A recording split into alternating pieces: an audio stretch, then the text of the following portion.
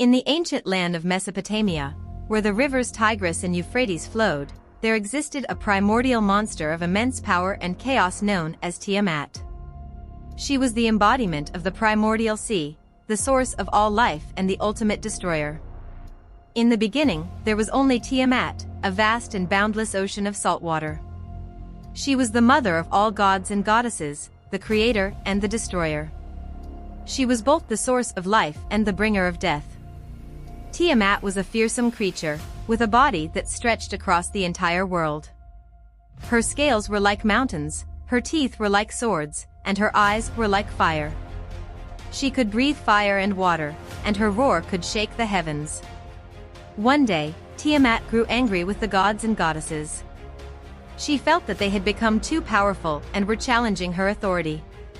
She decided to destroy them all. Tiamat created a vast army of monsters to do her bidding. She sent them to attack the gods and goddesses, who were caught off guard and unprepared. The monsters were fierce and powerful, and they quickly overwhelmed the gods and goddesses. The gods and goddesses were in despair. They knew that they could not defeat Tiamat on their own. They needed help. They turned to Marduk, the god of storms and thunder. Marduk was a powerful god, and he was willing to help the gods and goddesses. He agreed to fight Tiamat and defeat her.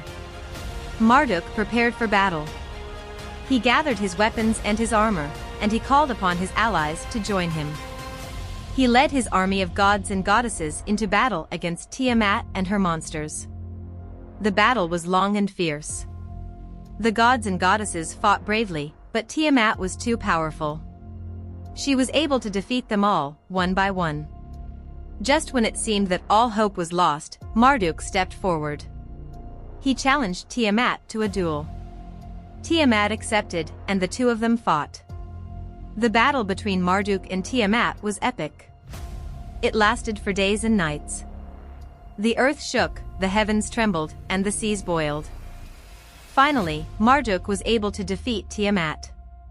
He split her body in two, and her blood flowed out to create the rivers and the seas. Her flesh became the earth, and her bones became the mountains. Marduk had defeated Tiamat, and he had saved the gods and goddesses. He was hailed as a hero, and he was given the title of King of the Gods.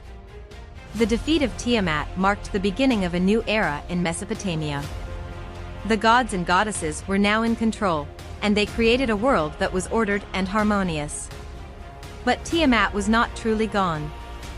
Her spirit lived on in the waters of the earth, and she continued to be a source of chaos and destruction. She was the embodiment of the wild and untamed forces of nature, and she was a reminder that even the most powerful gods and goddesses could not control everything.